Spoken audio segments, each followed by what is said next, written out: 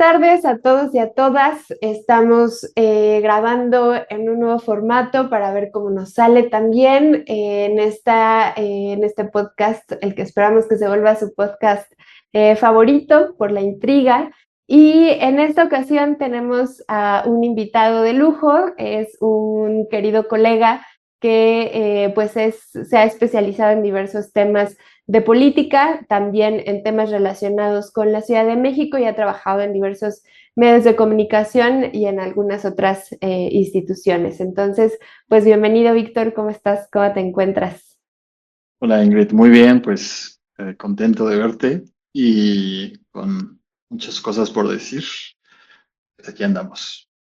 Muy bien, pues el día de hoy queremos platicar con Víctor, que además es un reportero y un periodista que ha cubierto, como decía hace un momento, temas de política, pero también temas de manera específica relacionados con la oposición partidaria y en algunos casos no partidaria en nuestro país. Entonces, pues la idea que tenemos para el día de hoy es continuar esa reflexión que ya hemos hecho también en el episodio pasado sobre cómo se está moviendo la oposición en nuestro país, cuáles son sus intenciones, sus políticas, sus objetivos, etcétera. Entonces, pues Víctor, a mí me gustaría empezar con esa pregunta muy específica y también muy general al mismo tiempo, que ¿es lo mismo en México la derecha que la oposición partidista o hay algún tipo de, o cómo podremos entender esas diferencias si las hay?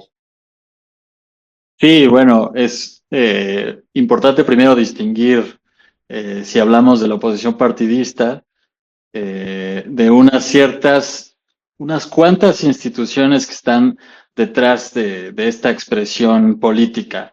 En ese sentido, sí creo que hablando estrictamente de la oposición partidista, ahorita podría alinearse más o menos con hablar de la derecha. Dicho esto, pues me cuesta a mí incluso infundirles cualquier tipo de sentido ideológico por la situación en la que están, que ya de por sí me parece, pues, de mucha debilidad.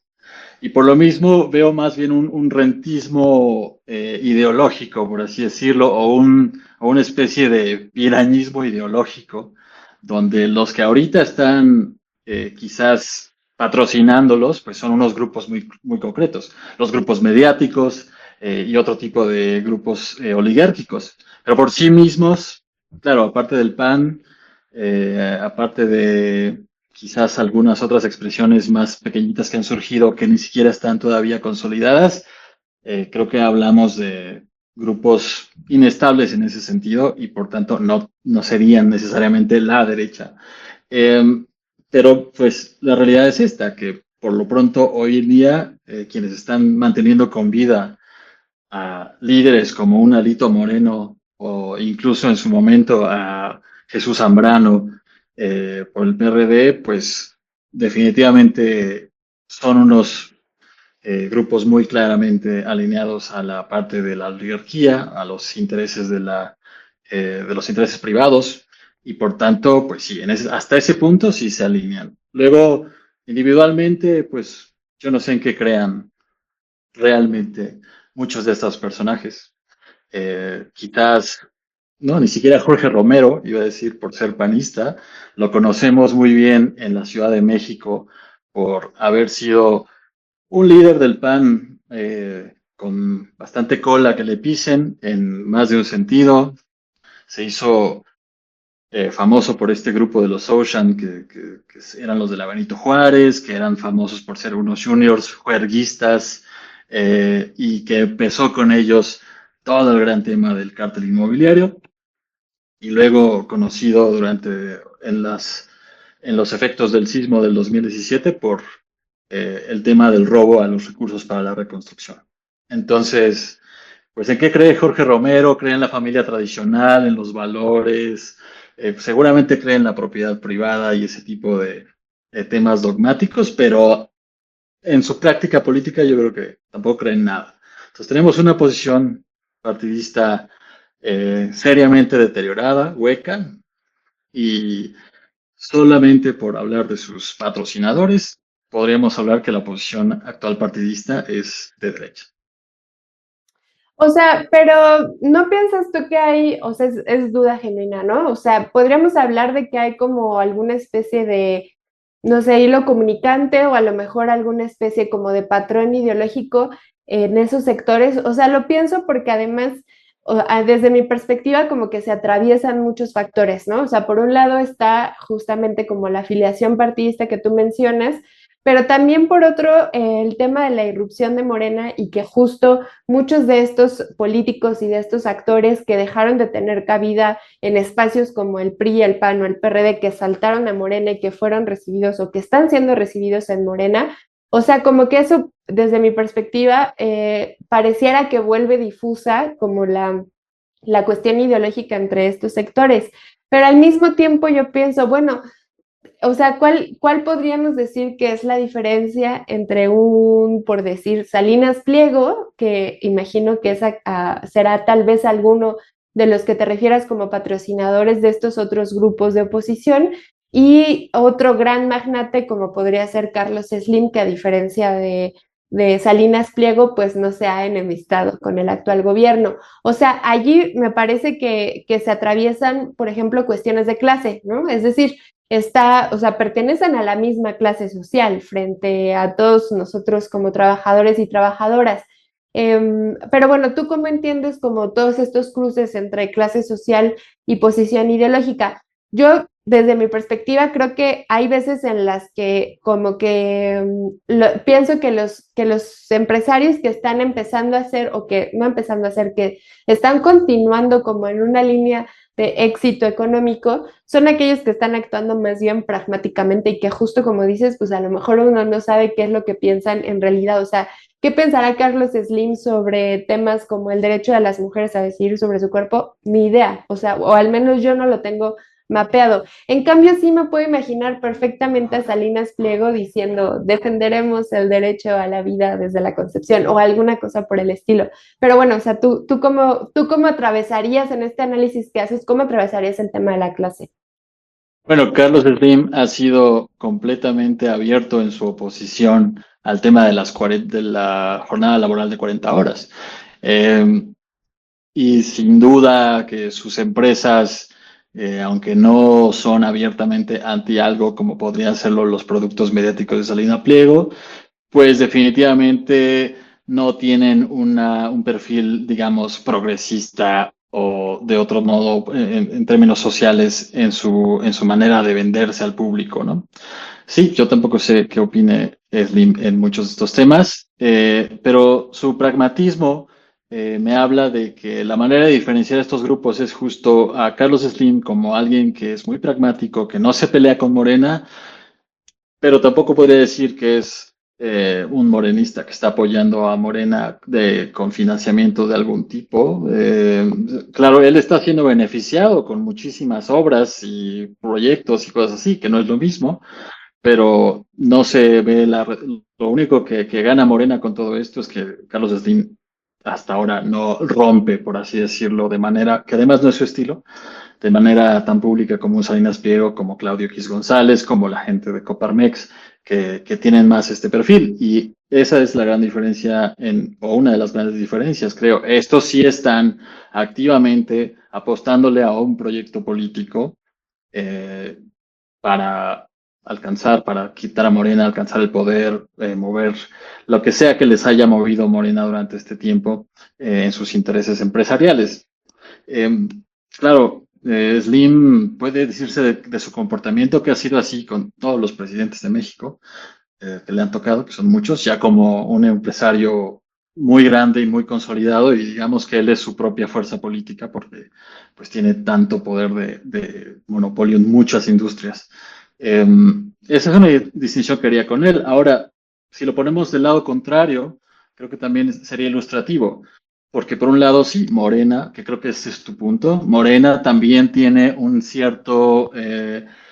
cierta parte de la comunidad empresarial oligárquica que no está definitivamente peleada con este partido, ¿no?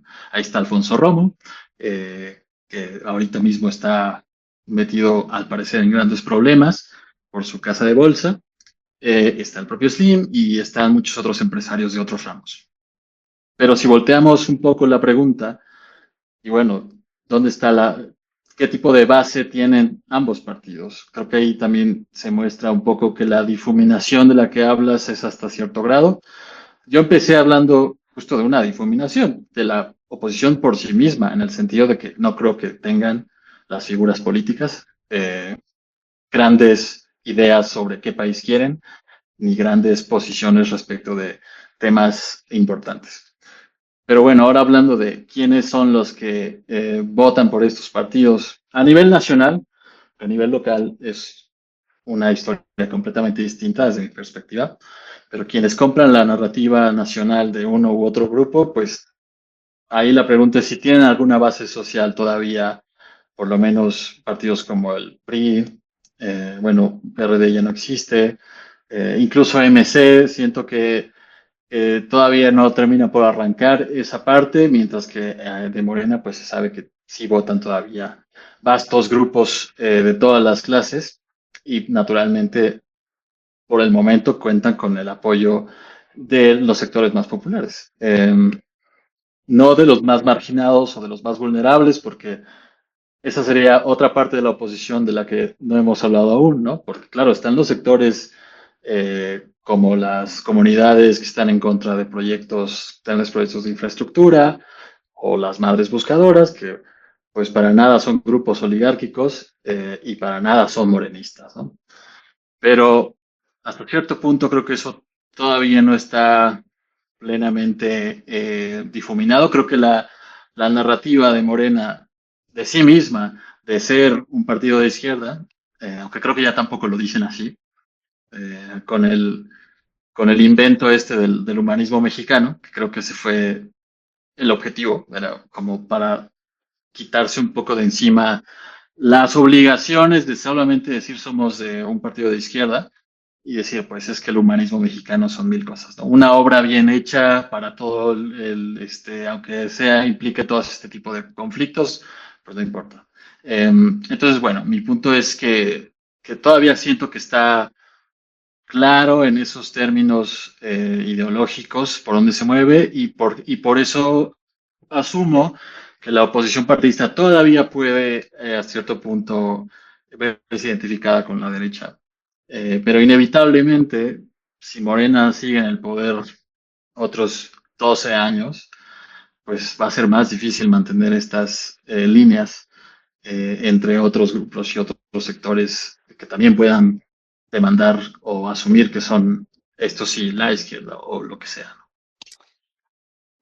O sea, yo pienso como, o digamos, esto que comentas me detona dos reflexiones. O sea, por un lado, hemos visto en otros países del mundo, estoy pensando sobre todo en Estados Unidos, que en el contexto del bipartidismo que allá es característico, con la llegada de una figura como Donald Trump, que tiene estos planteamientos ideológicos pues muy a la derecha, ¿no? Y una derecha como muy, eh, pues que plantea retrocesos muy fuertes en temas en los que ya se ha avanzado.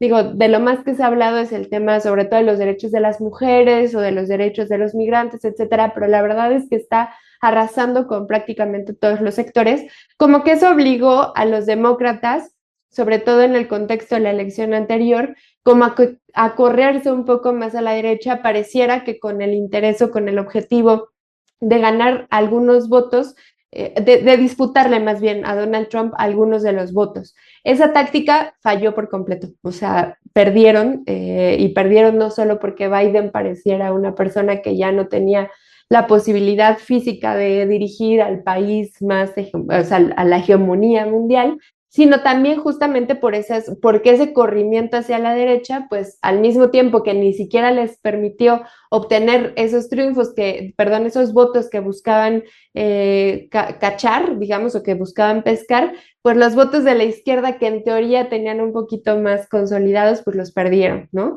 Y entonces eso hace como que la discusión, estos temas que a lo mejor está esta postura, ¿no? O esta teoría de la ventana de Overton, ¿no? Estos temas que que no pueden mencionarse, no pueden, o sea, lo que plantea es que hay ideas muy inaceptables en la sociedad, que están muy cerca de los límites de la ventana o que están incluso fuera de la ventana.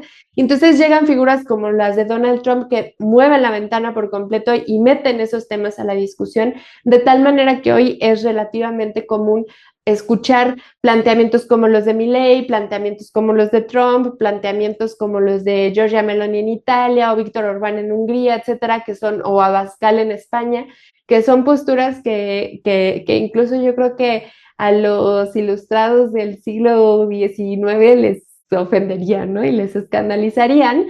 Y bueno, o sea, como que yo pienso que eso en México pareciera, al menos de pronto, que a nivel masivo no está funcionando, ¿no? O sea, es una dinámica completamente distinta, porque ahora uno escucha a Lili Telles desgañitarse en la tribuna del Senado hablando contra la corrupción, ¿no? Claro, acusando a Morena de que ahora ellos son los corruptos.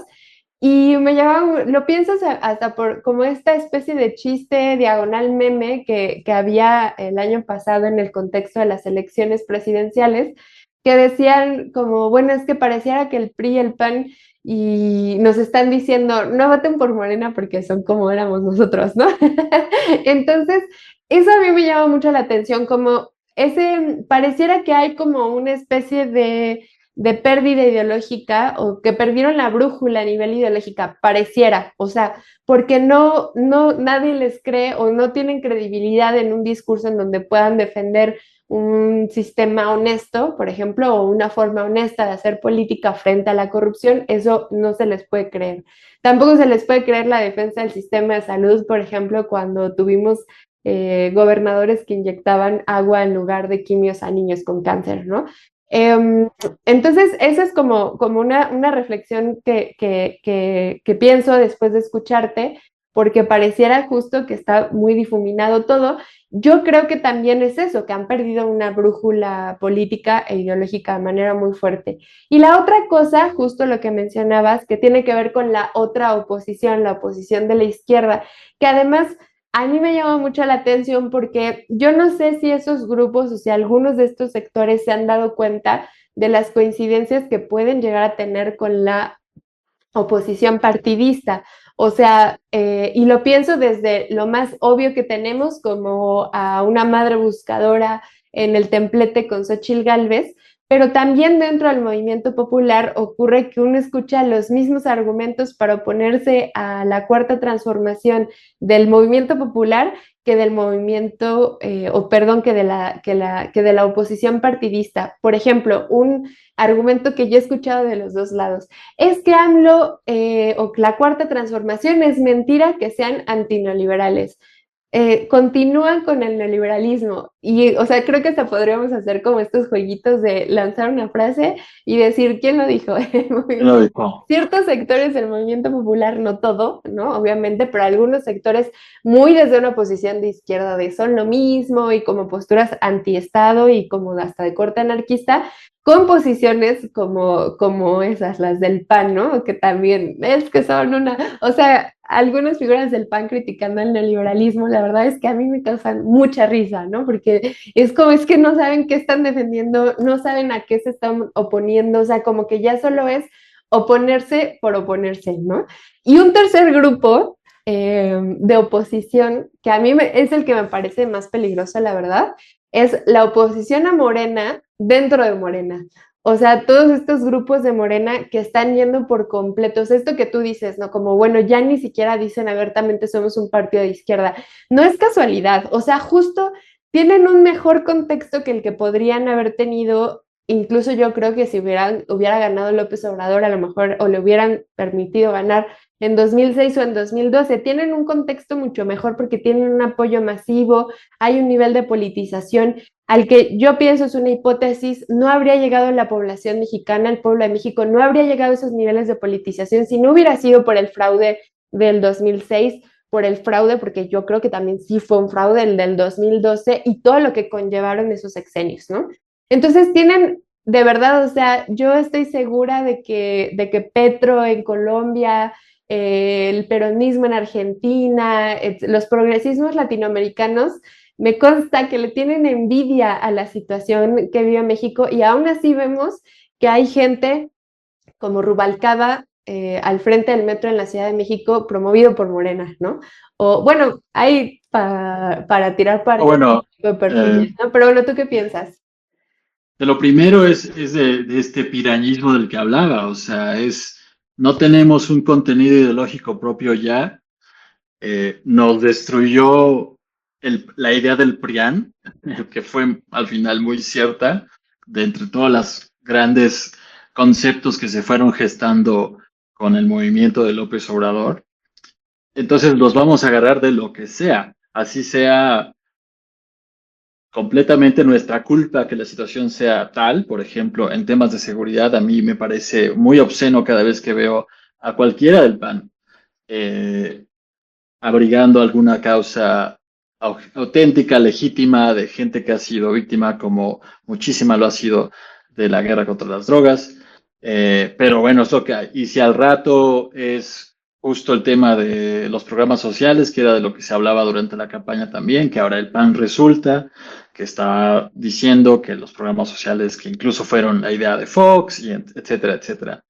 Entonces agarran ahorita de donde se pueda y eso se nota. Parte de lo que creo que les ha fallado es un poco de, ya ni siquiera autocrítica, sino autoconciencia de cómo son percibidos.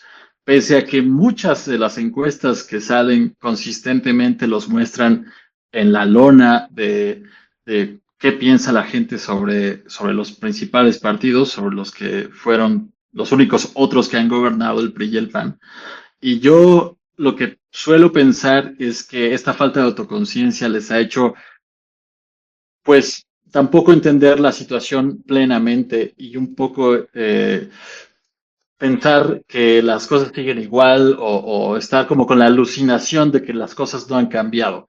Yo sí creo que las cosas han cambiado muchísimo en términos de régimen político y creo que en esa parte pareciera que fuera como demasiado costoso para la oposición aceptar que sí el cambio ha sido tan profundo en muchos aspectos. ¿A qué me refiero hablando con mayor claridad? Cuando las reglas están cambiando, que de eso se trata cambiar el régimen, no se trata solamente de oponerse a las reglas que están cambiando, sino quizás hasta cierto punto dominarlas y hacerte bueno en el juego. Recuerdo los casos de que, bueno, era más temprano en el gobierno de Morena el tema de la reforma para la revocación de mandato, la gran división que hubo entre estos mismos grupos, entre los que decían hay que ir a votar y sacar a AMLO, y los que decían esto es una farsa, no sirve, es solamente para legitimar al nuevo régimen. Y creo que ahí se han estado poniendo ellos mismos el pie muchas veces, lo acabamos de ver el 1 de junio. Yo recuerdo hablar de esto hace un año, prácticamente, con unos colegas que estaban muy enojados por la reforma al Poder Judicial. Y yo les decía, la reforma va a ocurrir y va a haber elecciones el 1 de junio. Y esto es lo que les molesta, no va a cambiar. Pero lo que pueden hacer es quizás meter 2 o 3 ministros a la Corte y muchísimos jueces y muchísimas otras posiciones. Bueno, lo que pasó al final fue que tibiamente hicieron el apoyo a algunos de los perfiles que tenían para la Corte. Ninguno entró, sea porque si los acordeones o por cualquier otra razón, pero ninguno entró y definitivamente no se vio una unidad con respecto a ese objetivo. Estaban igual que con la revocación de mandato. No hay que hacerlo, sí hay que hacerlo y ahí se pierde completamente la posibilidad. Bueno, y en el caso por los perfiles que tenían, pues qué bueno, la verdad, porque sí hubiera sido un desastre mayor. ¿Cómo qué perfiles Eh, serán? Estaba Marisela Morales, la exfiscal, con Peña. Entonces, que bueno, ya Gil Swart, Roberto Gil Swart, un panista, que no entró, pero él fue como de los primeros que dijo sí quiero y lo voy a intentar. Entonces, bueno, por mencionar estos dos, no, tampoco tendrían mucho futuro esas candidaturas, pero si se hubieran esforzado, yo no veo ningún problema en que tal vez la Corte hubiera quedado con una sorpresa o dos, lo cual habría sido muy interesante. Entonces, mientras no están aprendiendo a jugar las nuevas reglas, o se están adaptando de forma rara o incómoda y haciendo experimentos que nadie entiende bien a qué van, va a seguir lo mismo. La otra parte creo también tiene que ver con que el triunfo de Morena o la dinámica de Morena, tanto en su forma de hacer política como en su forma de hacer retórica, es muy alineada con temas, o sea, o muy consciente de la historia de México. Una cosa de AMLO es que es su gran capacidad de hilar lo que sea que estuviera sucediendo con la historia. Entonces quizás está hablando de una reforma que no pasa, pero es buen motivo para hablar de cómo le pasó lo mismo a Benito Juárez, porque en aquel momento no sé qué. Y la oposición tampoco ha sabido jugar en ese juego. Eh, yo creo que tienen muchas oportunidades en el momento en el que digan, ya entendimos, o sea, necesitamos sabernos las nuevas reglas y hacernos los mejores en las nuevas reglas del juego. Eso puede incluir hablar un poco con el mismo lenguaje, con un lenguaje parecido, pero claro, tienen este temor que porque no quieren sonar, entre comillas, populistas, pero estamos viendo que esto es un cambio global, ni siquiera es una cosa solo de México. Los lenguajes de la política han cambiado. Y aparte, los que están ahora están muy deteriorados en su imagen pública. Entonces, esa es otra cosa que tiene que ser inevitable, su renovación. No puede ser que sigan ahí al frente los que ya hemos mencionado, que siga un Alito Moreno, que siga un Jorge Romero, o que los perfiles más ruidosos de la Cámara sean gente como Lili Telles, precisamente, ¿no? Entonces, estamos hablando de varios problemas juntos para mí, creo. El de su hueco ideológico es sumamente importante también. Creo que al PAN le podría ir bien si fueran más claros con esta parte de la que siempre han sido del conservadurismo.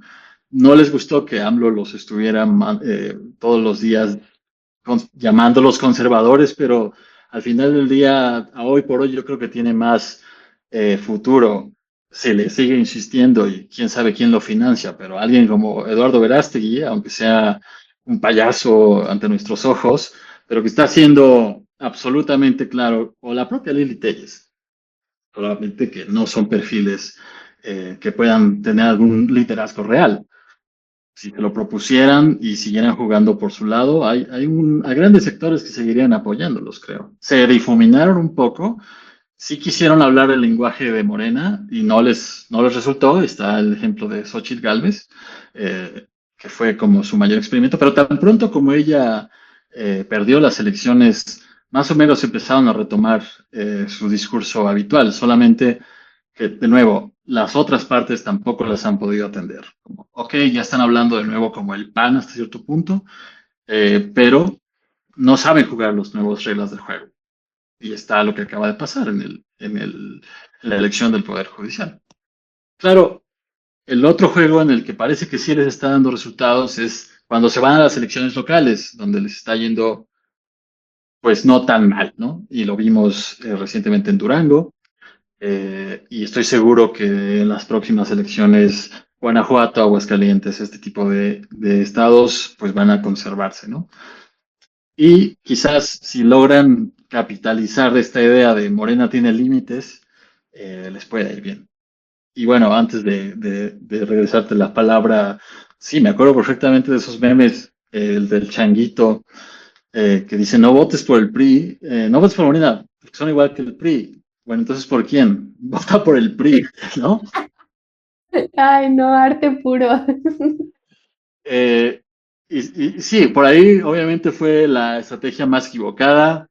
No, no podían. Yo honestamente creo que lo que tiene que pasar es que una nueva organización surja, pero en serio, pero real. El PRI y el PAN cargan demasiada historia, que ya ha sido demostrado que la gente no quiere, el votante no quiere, que ya no le interesa. Le interesa hasta el punto en el que pueda derrotar a Morena en algunos casos, pero por sí misma no prende para nada. Y ahí están ejemplos quizás como Movimiento Ciudadano, que por eso se habla de que tiene crecimiento, ¿no?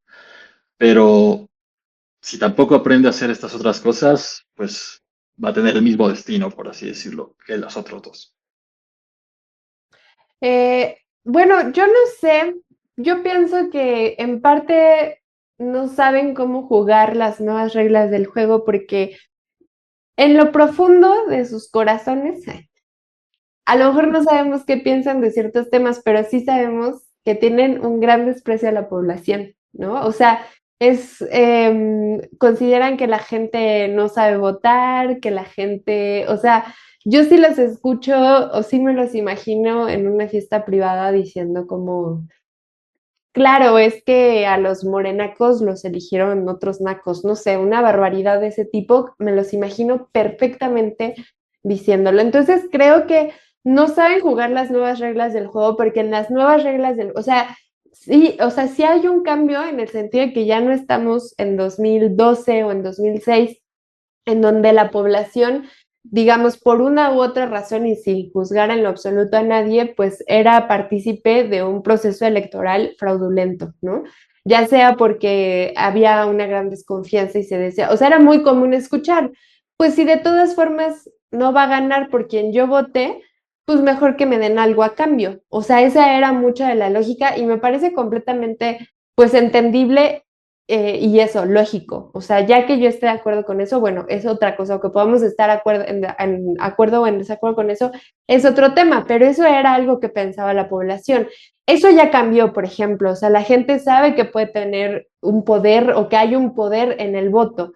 Y eso a mí me parece como muy importante y escuché como uno de los análisis post 1 de junio en donde la persona que comentaba esto, que era Teresa Rodríguez de la Vega, esta académica que participa en la Mesa Roja que organiza Pie de Página, decía, claro, o sea, es que la verdad, pues ya para la población lo importante era la elección del 2024 en términos de decir queremos el plan C y queremos que haya una reforma al Poder Judicial. Para eso votamos en 2024 porque además sí había un enemigo concreto al que había que derrotar. O sea, había una oposición o había una figura concreta a la que había que derrotar, que en ese caso pues estaba representada por Xochitl Gálvez. Pero en esta elección, decía Teresa, pues la verdad es que es como, pues no hay algo en peligro realmente porque ya lo ganamos en 2024. O sea, no es necesario movilizar todo el músculo político que sí era necesario en 2024 porque ya ganamos, ya o ya ganó Morena o ya ganó el segundo piso de la cuarta transformación y pues nos va a ir bien porque justo lo que comentas, no hay proyecto, prácticamente no hay candidatos y los candidatos que hay, la verdad es que pues en muchos casos me parece que no eran muy conocidos, o sea, Marisela es uno de los casos que sí, yo sí vi gente que estuvo y yo misma, era como, a ver, no hay que votar, o sea, voten por quien quieran, si quieren, pero no voten por esta persona. Pero en realidad como que no eran tan conocidos, a diferencia, por ejemplo, de un César Gutiérrez Priego, ¿no? Que era, pero claro, su peligrosidad también radicaba en que estaba siendo promovida por también sectores. Varios de Morena. Ajá, exacto, por gente muy cercana a Morena. Pero, o sea, eso a mí ese análisis de decir, bueno, a ver, no sale toda la población a votar en el 1 de junio del 2025 porque ya salieron en 2024 y ahí fue donde dijeron sí queremos la elección judicial. Eso sumado a todo lo que sabemos y que es real y que se va a ir perfeccionando con el tiempo, lo complicado de no saber por quién votar, en dónde buscar información de ellos, o sea, cómo sea, a quién le creo, o sea, muchos de los spots de los candidatos era solo como vota por mí y era como, ok, pero ¿por qué debería votar por ti? O sea, fue muy problemática, muy caótica la elección, sí, lo que sea, es la primera vez en el mundo y en la historia de la humanidad, pues, que se hacía un ejercicio con esas características, a pesar de que se elige al Poder Judicial por partes o completo en otros lugares del mundo, nunca se había hecho como se hizo en México. Entonces, más allá de eso, de todos esos argumentos, eso que plantea Teresa a mí me parecía como muy interesante, porque entonces nos habla de que justamente la población es muy consciente de que esas reglas del juego a las que tú te referías, pues ya cambiaron. Y entonces, si alguien quiere ganarse el cariño de la gente, la confianza de la gente, tiene que ir con la gente. O sea, ya no basta con que les ofrezcas 1,000 pesos para ir a votar. O sea, hay que ir a hacer ese trabajo de base, que la verdad es que hay ciertas figuras dentro de Morena, de las distintas corrientes del propio Morena, que sí están haciendo esa chamba. O sea, yo pienso con también las críticas que les podamos hacer, el trabajo de esta senadora, por ejemplo, se me acaba de ir su nombre, ¿De em, dónde? de Chihuahua, Ah, Chávez. Andrea Chávez, o pienso el trabajo que hacen en el Instituto de Formación Política de Morena, que tiene esa intencionalidad de hacer ese trabajo de base hormiga, así, trabajo hormiga, ¿no? De ir prácticamente casa por casa. Y la otra cosa que también yo creo, o lo que pienso a partir de lo que comentas, es que además de que no saben, la oposición no sabe jugar con esas reglas del juego porque contraviene una cuestión concreta que es su desprecio al pueblo. La otra parte es que yo de pronto pienso, ¿será que sí quieren entrarle realmente a la disputa? Porque la verdad es que, o sea, yo no le veo el más mínimo interés a Lili Chávez, perdón, a Lili Telles. Es que estaba pensando en justo todas sus peleas con Andrea Chávez, ¿no? No me imagino a Lili Telles o a Kenia López Rabadán, por ejemplo, que son como perfiles que tenían mucha visibilidad o que tienen mucha visibilidad en el Senado. Yo no los imagino yendo a abrazar a una viejita. O sea, es que como no, o sea, en dado caso me las imagino yendo a abrazar a una señora copetuda de las lomas, ¿no? Pero no me las imagino yendo a Iztapalapa o yendo a un pueblito perdido en Veracruz. Entonces, o sea, sí, yo me imagino que hasta, pues no han de tener interés. Y yo siento que, o sea, por ejemplo, ¿cuándo fue? El miércoles pasado, me parece, ¿no? Que fue esto de Lili Telles con su megáfono y que le cortaron con tijeras el megáfono, el hilito del megáfono para que no pudiera hablar cuando estaban ratificando a las figuras de la Secretaría de Relaciones para el Servicio en el Exterior. O sea, yo le veía una cara de satisfacción, o sea, de que ella se lo está pasando bomba. O sea, sí, alegando y diciendo, me quieren censurar, me van a cortar el megáfono, no le cortes, deja las tijeras, pero se veía bien contenta, la verdad. O sea, y yo pienso, a lo mejor se sienten cómodos siendo esa oposición que grita y ya, o sea, como que no hace nada más, ¿no? O no sé, ¿tú cómo ves? Bueno, estoy completamente de acuerdo de que hoy por hoy lo que queda de estos partidos, que son solamente sus cúpulas, difícilmente sus bases, pues desprecian, tienen un profundo clasismo y un profundo racismo, sin duda. Uno de los cambios que hizo AMLO es justamente, por ponerlo en algún término, subir la vara, en el sentido de, a ver, ¿quién que va a ser o que aspira a ser presidente o presidenta no ha recorrido la mayoría de municipios de México? Y eso incluye municipios con situaciones, condiciones complicadas incluso para llegar, ¿no? Y claro, ellos viven de momento solamente de ser una oposición mediática y por eso Lili Telles, que es lo único que sabe hacer, porque esa es su trayectoria, pues es hacer espectáculo. De Kenia López se ha dicho justamente que nunca ha ganado una elección, que siempre ha entrado como pluri, pero tampoco quisiera reducir las intenciones de algunos de estos partidos a estos perfiles que son, pues, definitivamente los más desesperantes o los más frustrantes y a veces son los más chistosos. La mayor parte no me dan nada de risa, me dan bastante furia, pero luego digo, bueno, o sea, está bien, están haciendo el papel que les tocó hacer. Pero es verdad que en general, aunque tienen la intención de seguir jugando el juego anterior, no tengo que ganar la elección yendo al territorio, sino que solamente lo hago eh, cupularmente, que muchos al interior de Morena les gusta también hacerlo así. Pero ellos solo tienen esa opción y de ahí no avanzan gran cosa. ¿Por qué? Porque en efecto no tienen las ganas, no saben cómo hacerlo ni la disposición de ir, acercarse a una viejita, a cualquier viejita, no tiene que ser a la del pueblo más apartado. No lo van a hacer. Y si lo hacen, se siente profunda incomodidad de que es algo que no les gusta, pero hasta cierto punto también entiendo por qué, de dónde viene esto, porque, de nuevo, es como para ellos jugar el juego del populismo y entonces no va con ellos. Y sí, todo esto tiene un trasfondo de profundo desprecio, como tú lo señalas, de profundo desprecio al pueblo, pero sin duda, vaya, eh, entiendo también que tenga esa lógica desde su perspectiva distorsionada de la realidad, que es donde todavía pueden ganarse a este ciudadano que cree que es el único que existe, ¿no? Que es el ciudadano urbano, más con otro tipo de técnicas políticas para acceder a él. Eh, en ese sentido, claro, de hecho, lo de Trump es parecido hasta cierto punto. A mí sí me gusta comparar a AMLO con Trump, pero obviamente no por sus propuestas, sus agendas, ni por sus propuestas.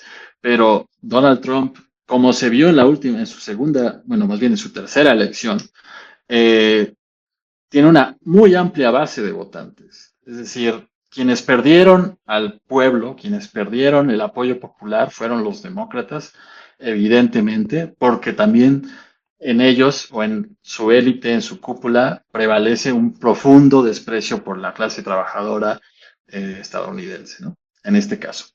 Y aquí, definitivamente, mientras ellos sigan siendo, mientras la oposición siga siendo sumamente desdeñosa, racista y todos estos calificativos que podríamos ponerles, está muy difícil, está muy difícil.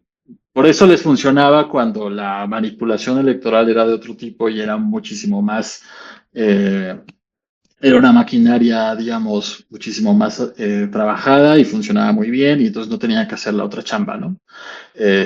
Mientras tanto, en lo que entienden que entonces ya tienen que volver al territorio, porque de veras, yo no los he visto, ni una foto, pues, o sea, ni una foto de cualquiera de estos que esté fuera de la Ciudad de México. No, sí, acuérdate, Ricardo Anaya Ah, bueno, en un albergue con las lentes puestas a punto de dormirse. pero ya cuántos años tiene esa foto, o Sí, sea, 8 años.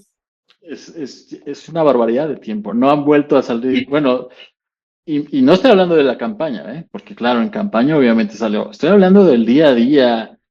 Estamos yendo a recorrer el territorio, a hacer esa chamba. No la están haciendo, a nadie se le ocurre, pero pues es que ¿quién es el liderazgo del que estamos hablando para que lo haga?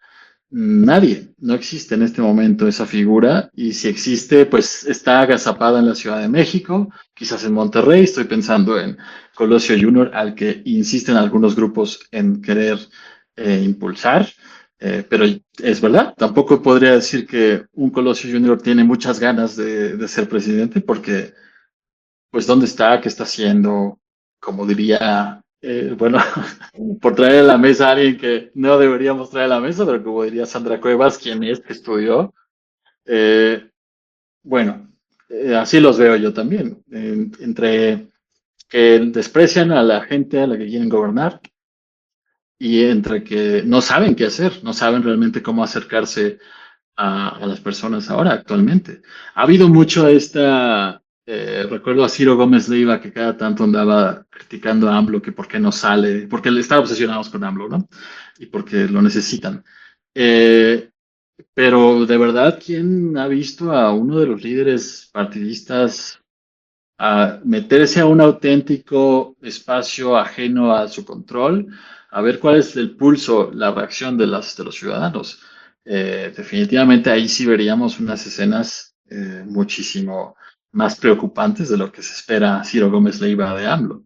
Eh, y sí, definitivamente hace falta que alguno de ellos se reinvente o que salga alguien nuevo y que sea capaz de recorrer, para empezar, que sea capaz de pararse literalmente en la calle y recibir la atención, la curiosidad de una ciudadanía, de una comunidad, de quien sea, de algún grupo, pero esto hasta el momento no se ve por ningún lado y definitivamente y va a pasar, va a tener que pasar una vez que Morena por sí misma ya también esté bastante debilitado por estos perfiles de adentro. que pues sí, dan terror, sin duda. Y sí, hablo de Adán Augusto, de Monreal, de estos operadores políticos muy eficaces en algunos aspectos, pero donde tampoco ves ninguna convicción de ningún tipo más que de sus proyectos políticos y de otro tipo que tengan.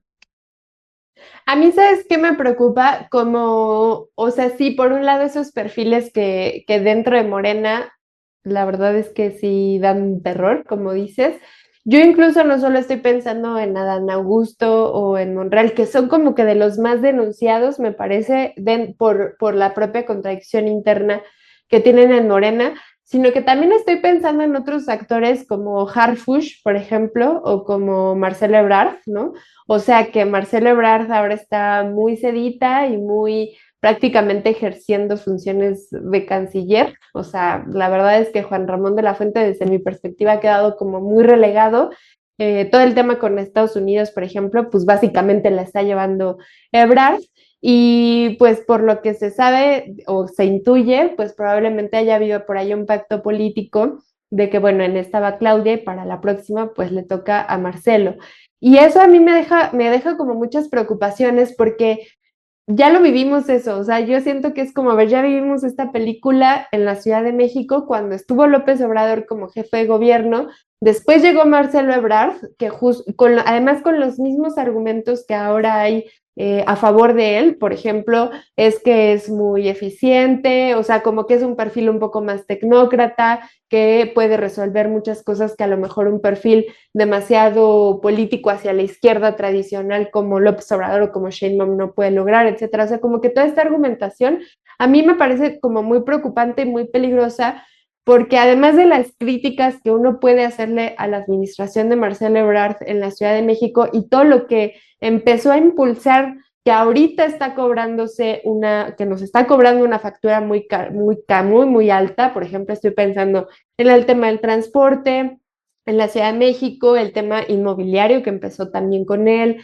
el tema, bueno, igual en transporte, lo del metro de la Ciudad de México, etcétera, le abrió la puerta a una figura terriblísima, terrible pues, como es la de Miguel Ángel Mancera. O sea, un tipo policíaco, o sea, es un tipo que es un policía además de corte fascista. O sea, para ponerlo como en contexto y para dimensionar la gravedad de su perfil, Mancera tiene como parte de una de sus publicaciones académicas un texto que se llama Sobre el derecho penal del enemigo, que es esta teoría creada por juristas alemanes de tradición nazi, que plantean que los estados tienen un enemigo interno al que no solamente hay que vigilar, al que hay que perseguir, al que hay que castigar, sino al que además en todo ese proceso se le tienen que arrebatar y quitar absolutamente, ya no los derechos humanos, o sea, digamos, los derechos humanos tipo libertad de expresión, de asociación, de organización, etcétera,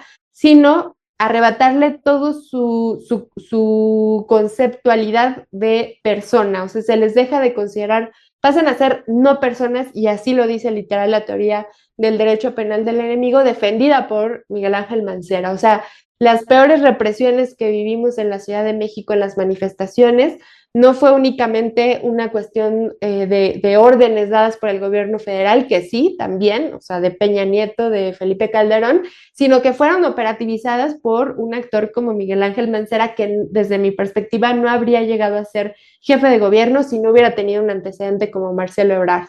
O sea, le abrió la puerta, pues, Marcelo Ebrard a un perfil de ese tipo.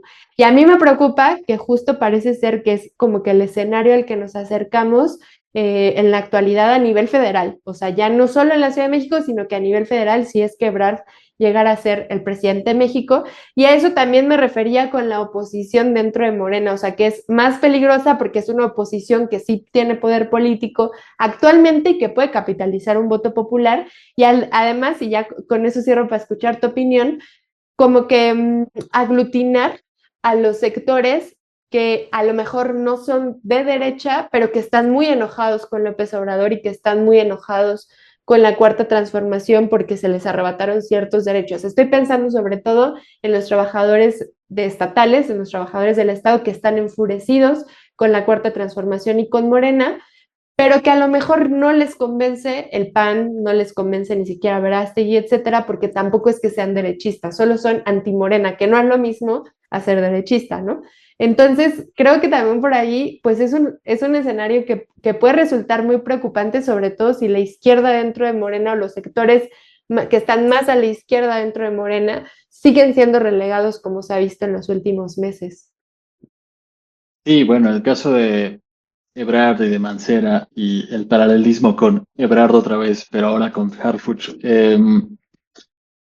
Bueno, lo primero es que Ebrard está en el juego y esto no puede decirse de otro modo, pero con total aval, digamos, por parte de AMLO cuando abrió el tema de las corcholatas. O sea, finalmente hay algunas promesas políticas que no se hicieron a pesar de. eh, entonces, claro, existe esta posibilidad de Ebrard. El problema con Ebrard creo yo que es que no sabe hacer esta práctica del territorio, ¿no? Está muy acostumbrado a su forma de hacer política, porque bueno, es un tipo también de cúpula, de toda su vida ha estado, digamos, mezclado con los sectores empresariales, políticos más altos, ¿no? Ese es su problema, que creo que es lo que le está impidiendo avanzar como quiere y que muy a su pesar está actualmente, pero en posiciones muy altas de la política mexicana, como tú dices, teniendo una libertad de hacer política con Estados Unidos gracias a sus relaciones personales, que por supuesto, y este fuera otro gobierno, quizás no se le permitiría, pero está actuando con mucha libertad que se está dando a sí mismo. Lo ves muy claramente con las entrevistas que da. Él es un actor que da entrevistas a quien sea, el momento que él quiera, pese a algunas políticas de comunicación que tiene la presidenta en el sentido de intentar ser más controlados en ese aspecto. Cuando estaba en la campaña de las corcholatas, ¿a quién iba a ver cada tanto tiempo? Al programa de López Dóriga en Grupo Fórmula. Y hablaban como grandes amigos por un rato y, o sea, él se mueve muy cómodo en cualquiera de esos eh, ambientes. Donde no se mueve tan cómodo es en donde, como decíamos, hoy por hoy parece que las reglas dictan que es así. Y si va a apostar a que solo porque tiene esas capacidades no necesita las otras, porque digamos el partido ya las tiene resueltas, pues sí, podría ser que ahora se le haga y entonces vamos a estar ante esta perspectiva de tener a alguien a la cabeza con, digamos, unas convicciones menos claras o menos firmes, más difíciles de cachar a ratos. Cuando estuvo en la campaña de las corcholatas traía justo esta idea del plan Ángel, de poner millones de cámaras de vigilancia y traía una idea así muy autoritaria y muy totalitaria de la seguridad pública. Eh, y luego a ratos pues saca su otra parte, eh, su pena que todavía le pulsa tantito de temas de izquierda. Por el lado de Harfuch, sí siento, de nuevo hay que recordar que este era un candidato que la propia presidenta tenía como predilecto. Entonces, hasta también en ese sentido, no es que Harfuch esté metiéndose de forma muy subrepticia, conspiradora, ¿no?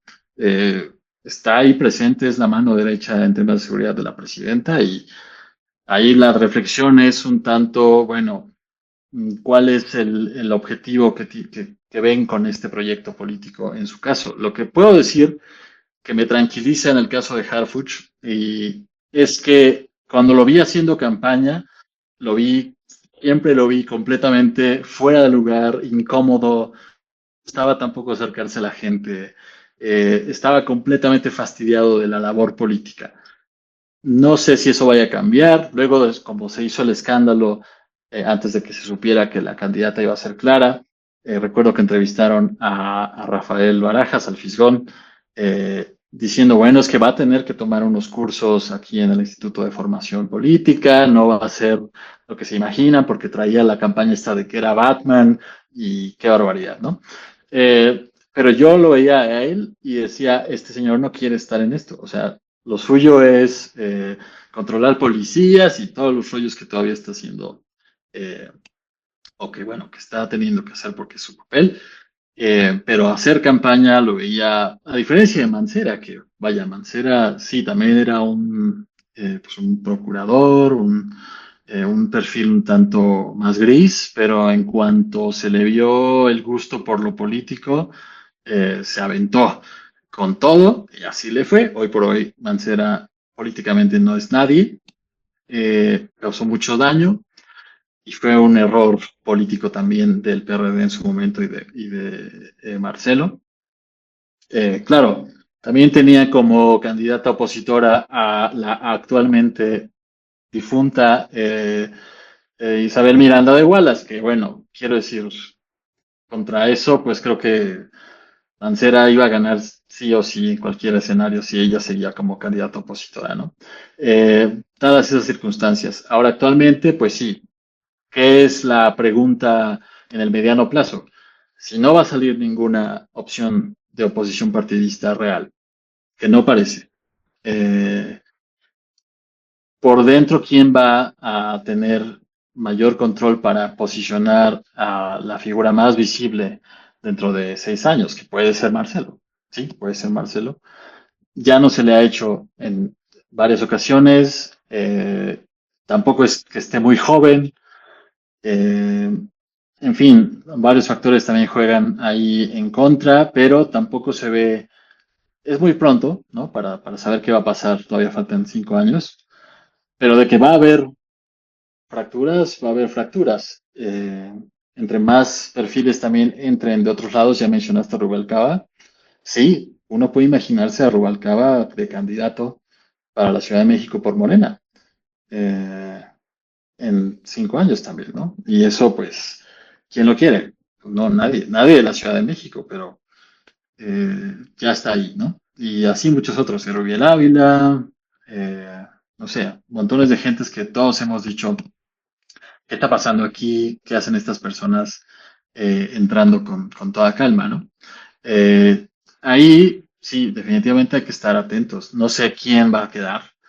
Eh, Marcelo ahorita uno podría decir que sí, porque viene, bueno, el tema de la renovación del tratado con Estados Unidos y él se vende como que es el negociador principal de este tema, porque lo sabe muy bien, porque él es amigo de Kushner, por lo que sea. Pero no sé si eso le va a dar. Entonces, también pondría un poco de dudas la certidumbre de que él pueda estar entre los nombres principales o solo dentro de 5 años. Sí, porque como dices es muy pronto y en semanas puede cambiar radicalmente la situación, ¿no? O sea, yo pienso que sí es importante que no le perdamos la pista a perfiles justamente como Clara Brugada, por ejemplo, ¿no? Que por ahí pueden intentar seguir ese caminito de alcaldía, jefatura de gobierno, presidencia de la República, ¿no? O sea, que ya es algo que se ha visto. Y también, no sé, a mí lo que me preocupa en realidad son los grupos de derecha que sí logren hacer ese trabajo, no diré de territorio, porque no veo a nadie haciendo eso, pero al menos sí un trabajo como de hilado fino y de ganar de ganar simpatías, incluso de sectores más jóvenes, a través de otros mecanismos de trabajo político masivo, como pueden ser las redes sociales. O sea, la verdad es que en redes sociales de pronto es cada vez más común ver muy amplificados estos discursos, pues bien atrasados o bien, más bien retrógradas, para no usar un concepto así, con posiciones muy, muy derechistas que pareciera que es muy fácil escuchar a un joven repitiendo ese tipo de discursos. Por ejemplo, estoy pensando en esas fiestas organizadas que llegó a documentar el país, si no me equivoco, esas fiestas de neonazis, ¿no? Con festivales de música neonazi que estaban, o sea, lo que decía esa investigación hecha por el país es que habían empezado como grupos que a lo mejor solo tenían interacción en redes sociales, pero que de las redes sociales saltaron a, digamos, a la vida real y empezaron a organizar estos festivales de música neonazi en donde pues se veía principalmente a la juventud. Entonces, creo que sí, efectivamente, yo te entiendo cuando dices me causan furia, ¿no? Gente como Lili Telles o López Rabadán o Marco Cortés, que uno dice, ¿cómo es posible que este señor, o Ricardo Anaya, que uno dice, ¿cómo es posible que esta gente esté allí, ¿no? En tribuna diciendo estas barbaridades?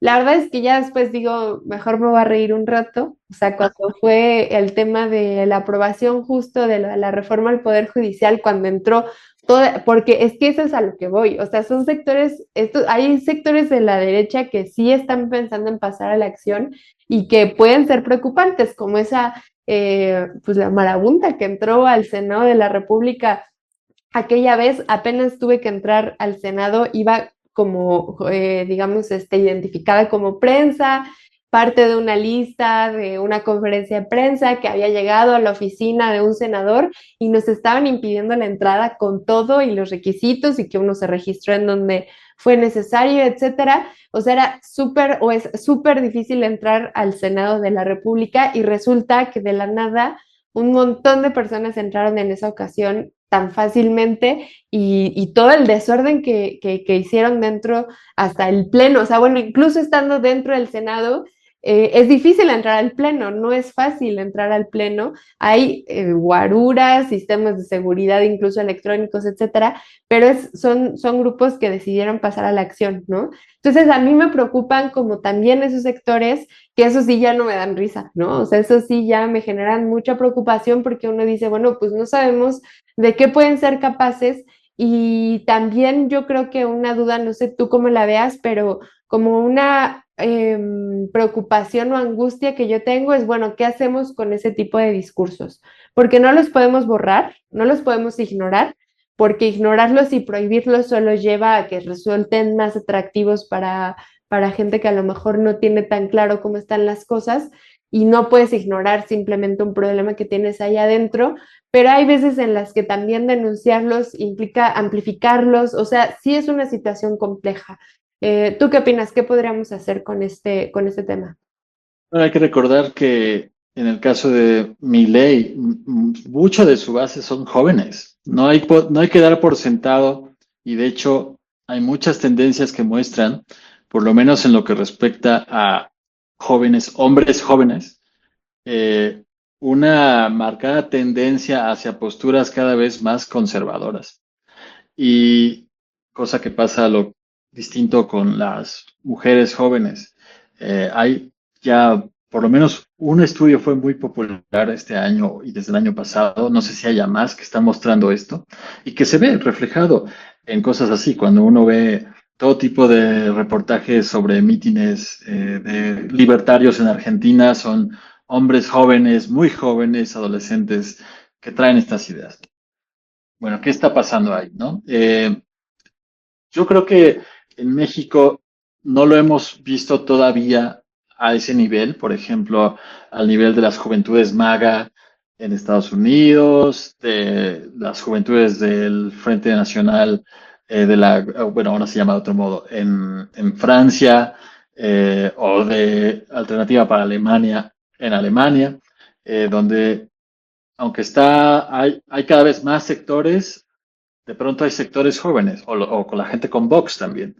Creo que el caso más notable es el de Milei, o sea, sí tiene una base muy amplia de hombres jóvenes particularmente, a quienes, bueno, por cualquier razón, ahorita el contexto específico de Argentina, pues no es uno que tenga yo a la mano, ¿no? Pero es de notarse que sí existe y que no puede ignorarse. Y sobre cómo lo atendemos, sí creo que Morena tiene un marcado espacio para los jóvenes. Ha sido parte de su discurso y en eso me parece que se diferencia mucho de otros movimientos, donde sí creo que ha existido esta intención de incluir o de atender, y no me refiero a programas sociales, no me refiero a jóvenes construyendo el futuro, me refiero a perfiles que han entrado muy jóvenes que sí existen. Está la propia Andrea Chávez, está Citlali Hernández, que llevan muchos años, bueno, y la propia líder actual de Morena, que lleva muchísimos años y sigue siendo muy joven.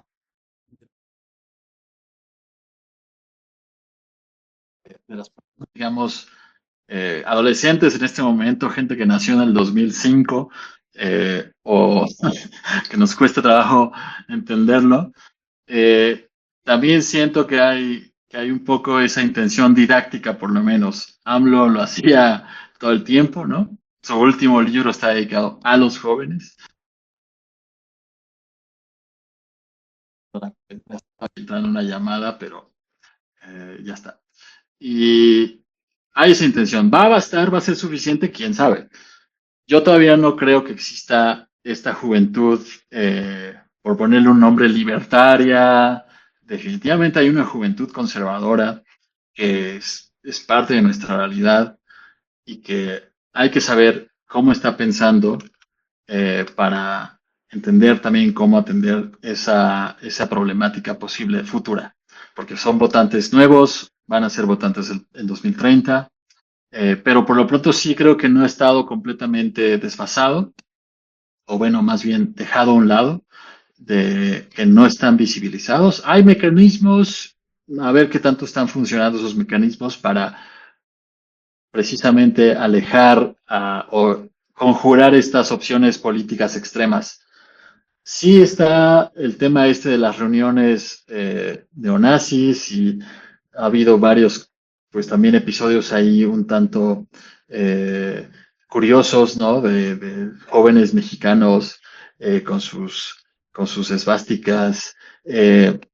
Por lo pronto pareciera que es una anomalía, eh, que hay que tener vigilada en el mejor sentido de la palabra, eh, pero no creo todavía que estemos en este punto donde, vaya, ya estamos, viendo. En cualquier caso, los grupos de acción, digamos, eh, más, reaccionaria, conformada por jóvenes que hemos visto a lo largo de la historia de México, eh, no tienen que traer una esvástica, ¿no? O sea, pueden venir de otro tipo de contextos, pueden venir de, grupos de choque, cosas de otro orden, que por supuesto pueden ser problemáticas y pueden acarrear muchísimos problemas. Yo no sé si ideológicamente, ese es mi punto, exista todavía ese fermento, pero indudablemente conforme Morena sea lo que siempre ha habido, o sea, tú y yo no lo podemos concebir, pero va a haber para alguien un momento en el que diga, yo solo he vivido y solo conozco que existe Morena, entonces ya me tiene harto esto, ¿no? Por cualquier situación que imprevista, porque las cosas no están bien, porque la inseguridad no se ha resuelto. Entonces, conforme pasa el tiempo, también es de esperarse que pues la perspectiva de la juventud cambie y sea, esto es lo que ya no quiero volver a ver. Y la pregunta es, ¿qué es lo que van a voltear a ver que sea lo nuevo? Eh, ¿Qué es lo que más me interesaría a mí también saber, ¿no? ¿Quién va a ser esa cosa que es lo nuevo para los próximos votantes, ¿no? Porque ya algunos, pues para nosotros lo que vivimos fue, todo era el PRI y el PAN, y a la mala, difícilmente voy a volver a eso.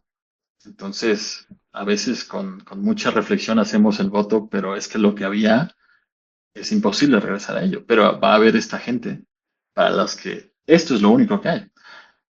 Y contra eso se van a movilizar, ¿no?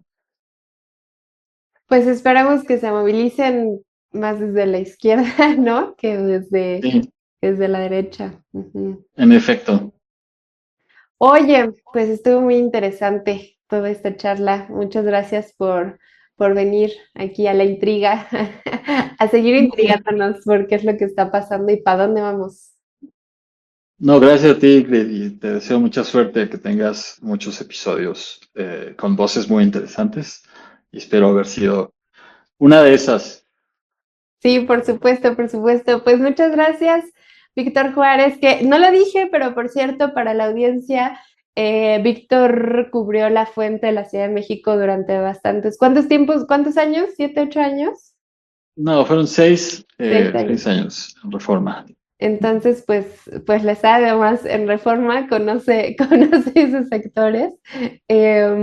Y pues nada, ¿cómo te podemos encontrar o cómo te puede encontrar la audiencia si quisiera leer más de ti o conocerte?